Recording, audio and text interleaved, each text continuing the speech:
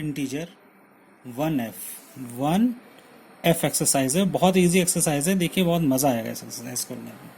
आपसे कह रहे हैं एक सबमरीन है जो सबमर्ज्ड है at the depth of -15 metre.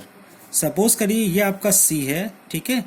जब सी लेवल होता है तो सी लेवल पे यहाँ 0 मीटर होता है, ठीक। इसमें सबमर्ज्ड है यानी इसके बिलो में है कितना, that's good 15 metre. Minus sign ये शो करा रहा है कि ये बिलो में जा रहा है, तो आप ऐसे लिख सकते हैं -15 मीटर। आफ्टर दैट वो डाइव करता है। डाइव्स मतलब गुड, सबको मालूम डाइव करना मतलब और अंदर जाना। यहां से ये और नीचे आ जाता है। कितना डाइव करता है, 20 मीटर मोर। वर्ड को ध्यान दीजिएगा, 20 मीटर मोर मतलब यहां -15 था, यानी एक तरह से कहा जाए तो वो 15 रैंकिंग पे था। अब वो 20 डाइव कर रहा है, 20 डाइव कर रहा है, तो यहां कौन सी रैंकिंग आ जाएगी। आप कह सकते हैं सर देखिए पहले वो 15 पे था, 20 और डाइव कर रहा है, इसका मतलब वो 35 पे आ गया है। अब बिकॉज ये भी माइनस साइन का था क्योंकि दोनों निगेटिव हैं, नीचे जा रहे हैं, और ये भी -20 था, तो दोनों को अगर सम करूंगा तो -35। माइनस साइन क्या शो कर आ रहा है कि ये डाइव कर रहा है, यानी अब वो 35 metre below the sea level है। और इसको कह सकते हैं yes the new depth of the submarine is 35 metre. फिर से बोलिए, the new depth of the submarine is 35 metre. Simple question है, समझ में आया। पहले आपका सी में 15 मीटर था, बस उसके बाद उसको 20 मीटर और डेप्थ कराना था।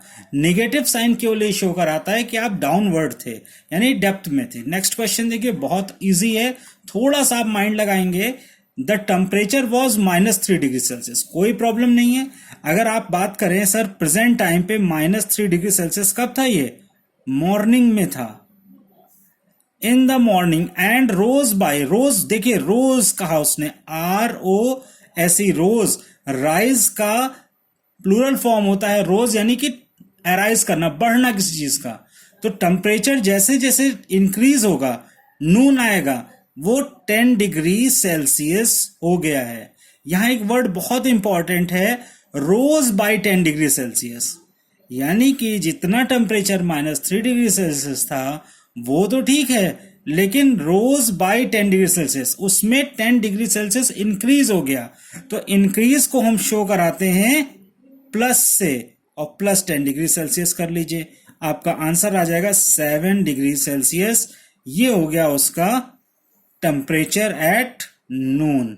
बात को समझिए, आपसे कहा गया है कि -3 डिग्री सेल्सियस मॉर्निंग का था, 10 डिग्री सेल्सियस रोज कर गया है, यानी रोज बाय, तो 10 डिग्री सेल्सियस आप उसमें ऐड कर देंगे, तो जो नून का टेम्परेचर होगा वो 7 डिग्री सेल्सियस होगा।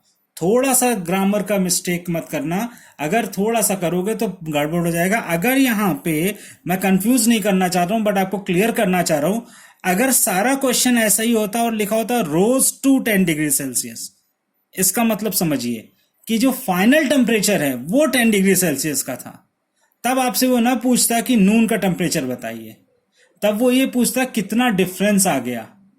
ठीक है बच्चों, समझ रहे हो, रोज बाई है यानी कि वो 10 डिग्री सेल्सियस और इंक्रीज कर गया है, इसलिए मैंने यहां पे किया, रोज 2 नहीं लिखा हुआ है। 2 का मतलब होता है कि कोई चीज आपके पास, सपोज करो -3 डिग्री सेल्सियस अभी था और इरेज करके वो 10 डिग्री सेल्सियस की स्केल पे पहुंच गया है, तो देखिए यहां पे कहीं 0 रहा होगा, 3 डिग्री इधर टेम्परेचर रहा होगा और 10 डिग्री इधर टेम्परेचर रहा है, तो इन दोनों के बीच में डिफरेंस कितना हो गया, 10 + 3 13 डिग्री। बिल्कुल सही। डिफरेंस कैसे करते हैं, final temperature minus initial temperature, final minus initial, यानी 10 + 3 = 13 डिग्री सेल्सियस। ये हम कब करते, ध्यान दीजिएगा, अगर हमारे पास #रोज2 होता, बट यहां रोज2 तो है नहीं, रोज बाई है, तो आपका क्वेश्चन 7 डिग्री सेल्सियस सही है, बिकॉज वो फाइनल टेम्परेचर जानना चाहते हैं नून का। यहां पे कंफ्यूजन से बचिएगा रोज2 और रोज बाई से। रोज बाई जो होता है वो आपका इंक्रीमेंट होता है, और रोज2 मतलब आपका फाइनल आंसर। नेक्स्ट है third, the day time temperature on mercury can reach 430। देखिए मरकरी का जो टेम्परेचर है वो 430 डिग्री हो गया, यहाँ पे मैं क्वेश्चन कॉपी नहीं कर रहा हूं, आप समझ लीजिए। मरकरी का जो टेम्परेचर था वो हो गया है 430 degree Celsius. The mercury temperature has can reach 430 degree Celsius on the Noon. The night time temperature can drop minus, अब देखें एक वर्ड दिया है, ये नून का टेम्परेचर है, ठीक, और लिखा हुआ है ड्रॉप टू, मैंने आपको पहले इसीलिए क्लियर कर दिया, drop to -180 degree Celsius. Listen carefully, noon का टेम्परेचर 430 डिग्री सेल्सियस करेक्ट है। टेम्परेचर कितना है? 430 डिग्री सेल्सियस। और ड्रॉप टू कितना आ गया? -180 डिग्री सेल्सियस।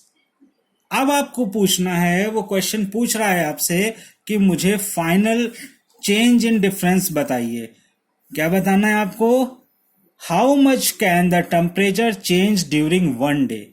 तो वन डे में चेंज पूछते हैं। आप ध्यान दीजिएगा, जब कभी चेंज वर्ड आ जाए तो क्या होता है? Final minus initial. ये एक छोटी सी चीज बता रहा हूं।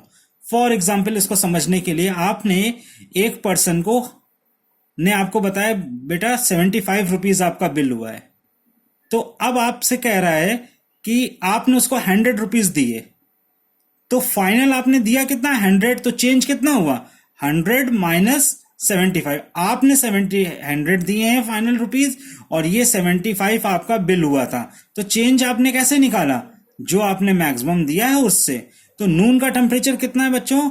430, या ऐसे कर सकते हो -180 डिग्री सेल्सियस, ठीक है, और माइनस, क्योंकि यहां पे चेंज पूछ रहे हैं, तो 430 डिग्री सेल्सियस। अब मुझे बताइए बहुत अच्छे से सोच करके, ये दोनों टेम्परेचर ऐड होंगे कि नहीं? बिल्कुल ऐड होंगे। तो आपका आ गया ड्रॉप टू, वो -180 डिग्री सेल्सियस है, ऐड करोगे तो 0, 1, 5 और 610 डिग्री सेल्सियस। अब यहां माइनस लिखूं कि प्लस, ये थोड़ा सा कंफ्यूजन आपको मैंने कर दिया है, बिकॉज मैंने आपसे कह दिया फाइनल और इनिशियल, बट प्रॉब्लम क्या है? हमें चेंज इन टेम्परेचर पूछ रहा है।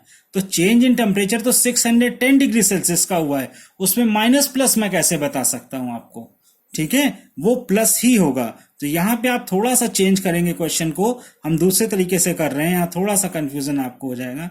आपसे मैंने कहा है कि आपके पास टेम्परेचर था 430 डिग्री सेल्सियस, और 180 डिग्री सेल्सियस आपका टेम्परेचर अब हो गया है, तो दोनों में डिफरेंस बताइए, चेंज बताइए।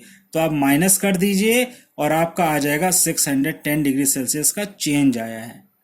क्लियर? और अच्छे से समझना चाहो इस क्वेश्चन को तो अपने बेसिक में चले जाओ। ये नंबर लाइन खींची, ये 0 बनाया, आपका टेम्परेचर अभी है 430 डिग्री सेल्सियस नंबर लाइन पे। रात हो रही है, धीरे धीरे टेम्परेचर डाउन होता जा रहा है, डाउन होता जा रहा है, और एक समय ऐसा आया कि वो -180 डिग्री सेल्सियस हो गया।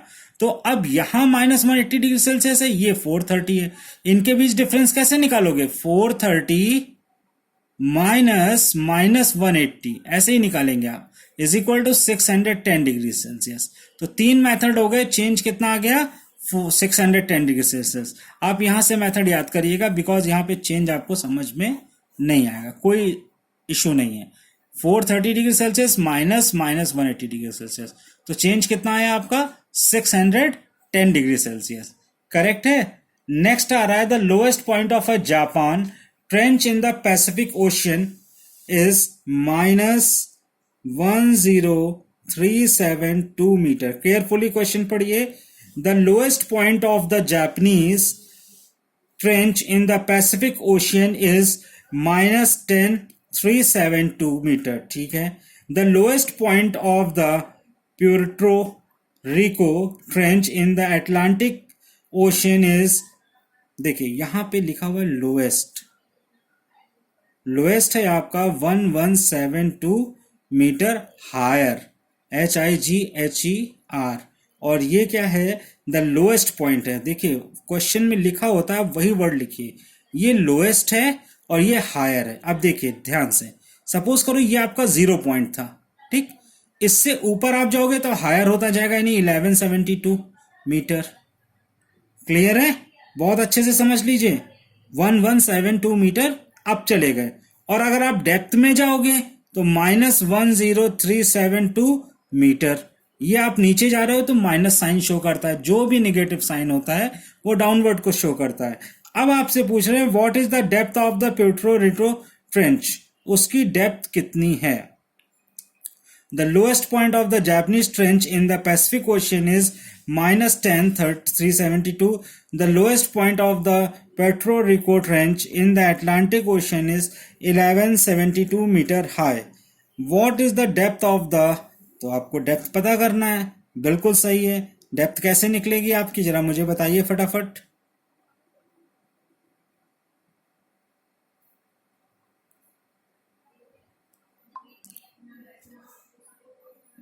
इस डायग्राम की बजाय आप ऐसे समझिए, एक की हाइट है -10372 और दूसरा इससे थोड़ा सा हायर है, कितना, 1172। अब आपको इसकी हाइट पूछ रहे हैं। क्वेश्चन समझिए, दिस इज, मान लेते हैं ए से सी तक की एक हाइट आपको गिवन थी कि यहां से सी लेवल 0 है, यहां से डेप्थ में जाओगे तो इतना आएगा, लेकिन जब इस नेगेटिव से आप अप जा रहे हो तो 1172 हायर कर रहे हो ना। हायर का मतलब इस 0 पॉइंट से हायर हो रहा है, तो इसकी हाइट आपसे पूछ रहे हैं, वो बी की पोजीशन पूछना चाह रहे हैं।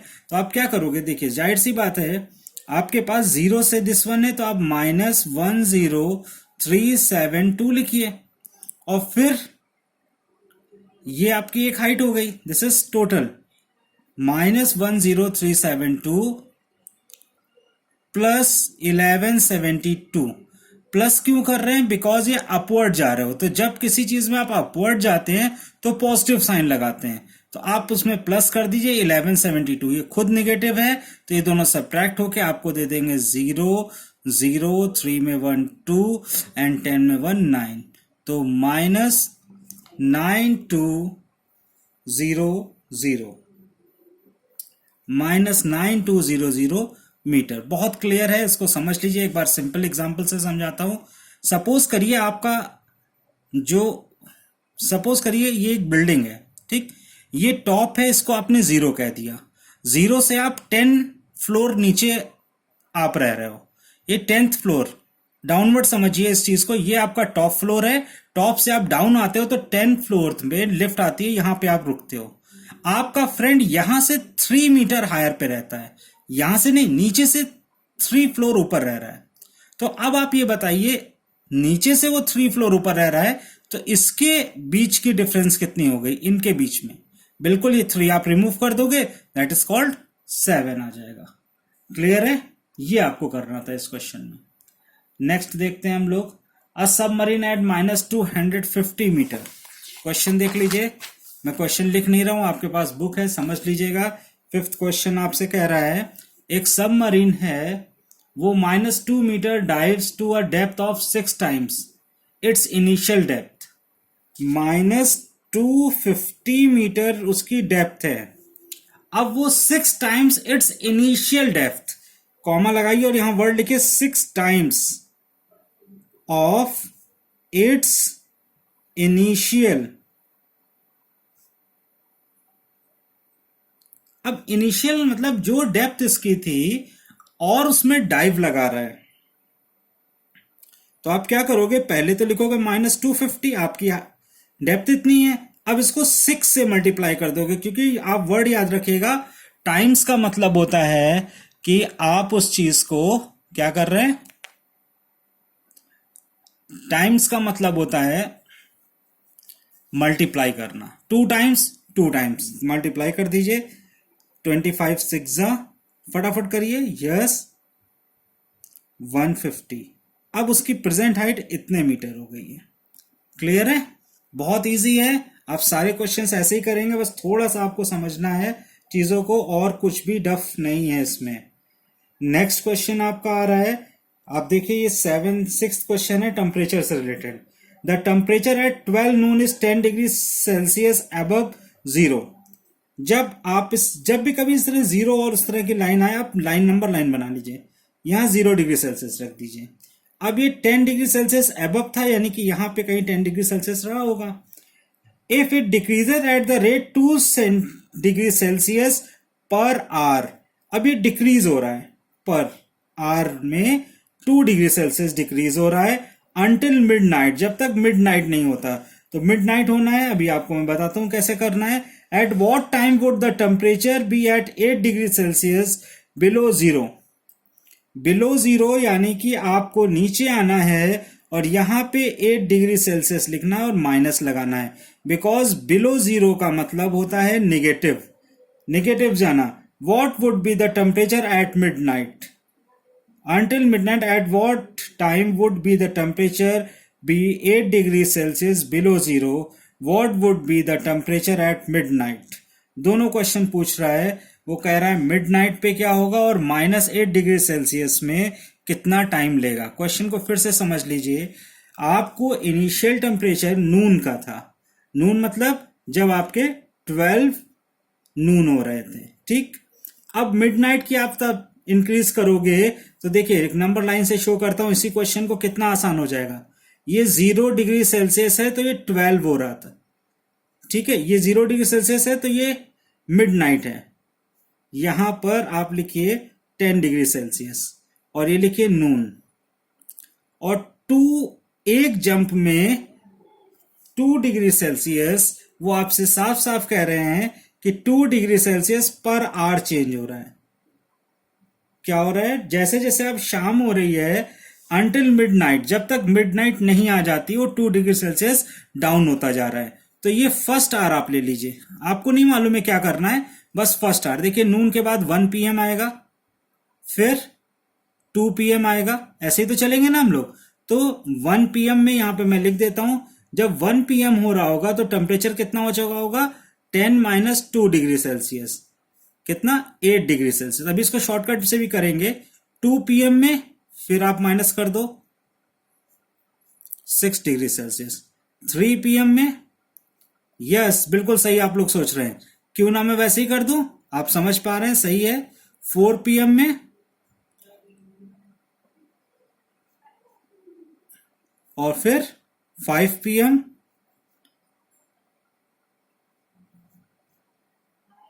और 6 PM, 7 PM, 8 PM, 9 PM, 10 PM और 11 PM, इस तरह। और 12 PM, 12 PM मतलब मिडनाइट, ये मिडनाइट आ गया। तो मैं देखिए किस तरह करता हूं बहुत तेजी से। 0 - 2 हर बार करना है आपको। अब यहां -2 में -2 करना है, that is called -4 degree Celsius. फिर -4 में -2 करना है, that is called -6 degree Celsius. -6 में -2 करना है, -8 degree Celsius. And -8 degree Celsius में -2 करना है, -10 डिग्री सेल्सियस। और -10 डिग्री सेल्सियस -2 यानी -12 डिग्री सेल्सियस। और -12 degree Celsius -2 degree Celsius -14 degree Celsius. At midnight आपका जो टेम्परेचर होगा -14 डिग्री सेल्सियस होगा। और यहां क्वेश्चन पूछ रहा था कि -8 डिग्री सेल्सियस किस टाइम पर होगा, तो जाहिर सी बात है 9 PM आपने निकाला है। तो at 9 PM temperature is -8 degree Celsius. देखिए बहुत इजीली आपने निकाल लिया, समझ में आ गया आपको अच्छे से। ये क्वेश्चन समझ में आया क्योंकि 2 डिग्री सेल्सियस क्या हो रहा था? डाउन हो रहा था पर आवर। अब आपसे मैं इसको शॉर्टकट में करता हूं, मैंने सिर्फ माइनस किया है 2 आवर्स को और कुछ भी नहीं किया। अब इसको एक दूसरे मेथड से करते हैं जो डायरेक्ट आपको इंटीजर्स के थ्रू कराया जा सकता है। देखिए आपने कहा है कि मुझे 2 आवर्स में क्या हो रहा है, the temperature 12 Noon is 10 degree Celsius above zero, यानी +10 डिग्री सेल्सियस अभी है इसका, कब? नून में। और रेट ऑफ डिक्रीजिंग है -2 डिग्री सेल्सियस टिल मिडनाइट। तो -2 डिग्री सेल्सियस करिए, मिडनाइट तक आते आते आपको 12 आवर्स लग जाएंगे। क्लियर है? सॉल्व कर लीजिए इसको। तो एट मिडनाइट, मिडनाइट का मतलब है जब आपका 12 आवर्स कंप्लीट हो चुके होंगे। तो 10 degree Celsius -24 degree Celsius is equal to -14 degree Celsius आपका टेम्परेचर मिडनाइट में हो गया। क्लियर है? देख लीजिए बहुत इजी तरीके से क्लियर कर दिया मैंने आपको दोनों मेथड से। अब पूछ रहा है what time would the temperature be 8 degree Celsius below zero. 8 degree Celsius means आपको चाहिए -8 degree Celsius temperature, you need -8 degree Celsius, present में है 10 डिग्री सेल्सियस, और फिर आपको -2 डिग्री सेल्सियस रिड्यूस भी हो रहा है। कैसे? पर आवर के हिसाब से। और कितने आवर्स हैं? You don't know. तो जब कोई आवर्स आपको मालूम नहीं तो उसको एक्स मान लीजिए, टोटल एक्स आवर्स के बाद, यानी आफ्टर एक्स आवर्स के बाद -8 डिग्री सेल्सियस आ जाएगा। इसको ट्रांसफर करिए, -8 degree C -10 degree C is equal to -2 degree C into x hours. ठीक, इनको ऐड करेंगे, -18 डिग्री सेल्सियस और अपॉन -2 डिग्री सेल्सियस। अभी आप लोग थोड़ी देर सोचते रहिए कि ये 2 कहां से, इधर मल्टीप्लाई हो रहा है, इधर डिवाइड। आपको मालूम है minus minus plus, 2 9 18, that is called 9 hours per. जब x 9 आवर्स हो रहा होगा तो आपका टेम्परेचर क्या होगा? -8 degree Celsius. This is your final temperature. Clear है? नेक्स्ट देखिए क्वेश्चन। नेक्स्ट है, a multi storey building is 25 floor above the ground level. ठीक है, एक मल्टी स्टोरी बिल्डिंग है जिसमें 25 फ्लोर है। बहुत क्लियर समझिएगा, बहुत मजेदार क्वेश्चन होने जा रहा है। Each of height is 5 metre 5 metre 5 metre. Clear है? It is also has 3 floors in the basement. Wow, ये 0 है। अब यहां बेसमेंट पे आ जाइए। This is your basement 1, basement 2 और basement 3। 3 basement. A lift is building moves at the rate of 1 metre per second. Rate of lift, rate of lift कितना है आपका? 1 मीटर पर सेकेंड। बहुत आराम से समझिए, थोड़ा सा समझने वाला है क्वेश्चन है। एक मल्टी स्टोरी बिल्डिंग है जिसमें 25 फ्लोर्स हैं, आपने लिख लिया, और उसके बाद बेस में आपको 3 है, यानी टोटल कितने फ्लोर्स हो गए? 28। गुड, बहुत अच्छी बात है। 25 ऊपर और 3 नीचे, तो टोटल हो गए 28। बिकॉज यहां से अगर आपकी लिफ्ट स्टार्ट होगी, यहां तक आने में उसे 28 फ्लोर्स कवर करने पड़ेंगे। ईच ऑफ हाइट 5 मीटर है और 1 मीटर पर सेकेंड वो कवर करती है। If a man start from 50 metre above the ground, 50 metre above the ground से वो स्टार्ट करता है, how long will it to take the reach second floor of basement. यानी उन्होंने कहा है कि 50 मीटर अबव द ग्राउंड, ये आपका ग्राउंड है, देख लीजिए GROUND, ग्राउंड से 50 मीटर अबव। तो मुझे ये बताइए, अगर कोई बंदा 50 मीटर अबव है ग्राउंड से, तो वो कितने फ्लोर पे? तो फ्लोर आप कैसे निकालोगे? बहुत आसान है, बिल्कुल क्लियर आपने बताया कि सर 5 मीटर एक फ्लोर की लेंथ है, टोटल 50 फ्लोर है, टोटल आपको 50 मीटर जाना है, तो 5 से डिवाइड कर दोगे, that is called 10th floor. तो 10th फ्लोर में वो बंदा खड़ा था। अब उसे कहां पे आना है? बेसमेंट में आना है। बेसमेंट कितना है आपका? 3 मीटर का, और सेकंड फ्लोर पे आना है। बेसमेंट के reach second floor of basement, तो 3 मीटर ये चलेगा और 3 मीटर ये चल रहा है। देयरफॉर वो कितना टोटल चल रहा है? 50 metre above the ground plus 6 metre basement में। अब यहां बेसमेंट का मतलब माइनस मत समझिएगा बच्चों, क्योंकि वो डाउनवर्ड जा रहे हैं, तो आप डिस्टेंस को ले रहे हो। किसको ले रहे हो? डिस्टेंस को। तो आपने 50 मीटर अबव का लिया और प्लस 6 मीटर बेसमेंट का लिया, तो टोटल डिस्टेंस कितना हो गया आपका? 56 मीटर। और वो 1 मीटर पर सेकेंड चल रहा है, 1 मीटर पर सेकेंड कवर कर रहे हैं। तो 56 मीटर आपसे पूछ रहे हैं, तो टाइम पूछ रहे हैं, तो टाइम का फॉर्मूला आपको याद होना चाहिए, डिस्टेंस अपॉन स्पीड। ये लर्न कर लीजिएगा, डिस्टेंस डिवाइडेड बाय स्पीड। तो डिस्टेंस कितना है? 56 मीटर, और 1 मीटर पर सेकेंड से स्पीड है उसकी, therefore you got 56 seconds. Clear है? 1 से डिवाइड करने में आपको बताया गया था कुछ नहीं होता है, तो 56 divided by 1 is equal to 56। Therefore 56 seconds आपको कवर करने में लग रहे हैं, इससे ज्यादा टाइम नहीं लगना चाहिए। नेक्स्ट क्वेश्चन है आपका, at a target shooting stall in a fair for every chance person got a paid 15 if he hit the target and would pay 5 to stall keeper। ये देखिए क्वेश्चन बहुत अच्छा है, इजी है, मैं कर देता हूं और आपको समझ में भी आ जाएगा। क्लियर है? देखिए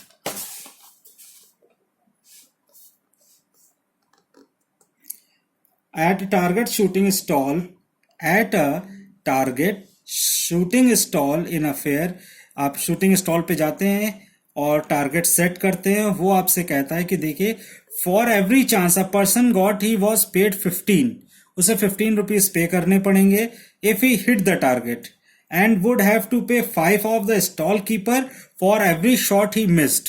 बहुत बढ़िया क्वेश्चन है। वो आपको जो शॉपकीपर है आपको 15 रुपीज गिवन करेगा और आप उसको पे करोगे 5 रुपीज अगर आप हिट नहीं कर पाते हो। देखिए you taken 15 rupees from the stall keeper and given to 5 rupees of the stall keeper is you not hit the target।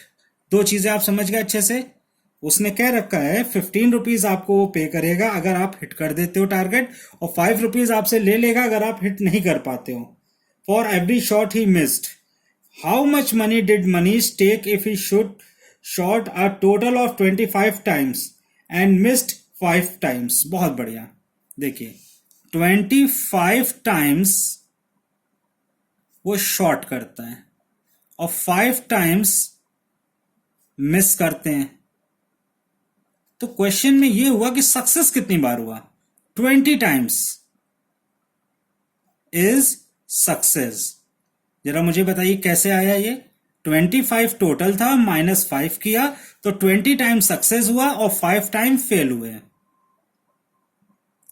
तो सक्सेस में आपको 15 रुपीज मिलता है, 20 into 15 -5 into 5 you lose, that is called 300 minus 25 is equal to 275 rupees you got। Very good, clear है।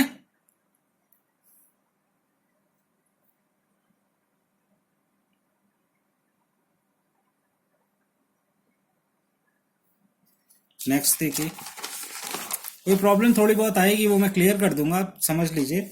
A person earn 400 per day and out of his spend 225 per day.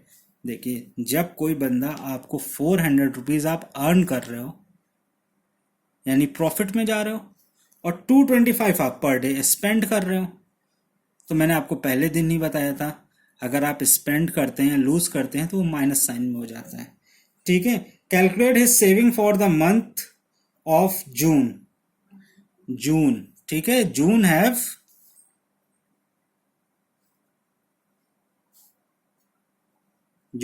30 days. तो per day क्या हुआ, per day के लिए आप कैसे लिखोगे, या टोटल अर्निंग, टोटल सेविंग लिखना था मुझे। 30 डेज है आपका, मल्टीप्लाई करिए, पर डे आप 400 अर्न करते हो और -225 आप लॉस करते हो, तो 30 डेज से मल्टीप्लाई कर दो आप इसको, that is called 30 into 175। Because 30 days हैं आपके पास, पर डे आप 400 अर्न करते हैं, 225 आप स्पेंड करते हैं, तो अर्निंग आपकी इतनी आती है। इसको मल्टीप्लाई करिए, ये रुपीज आपकी सेविंग होगी। ये क्वेश्चन में आपसे पूछ रहा है कि how much he for the month June calculate the saving. Question clear हो गया, बस इतना ही था। यानी वो 400 अर्न करते हैं, 225 वो स्पेंड करते हैं, तो कितनी सेविंग हो पाएगी। क्लियर है।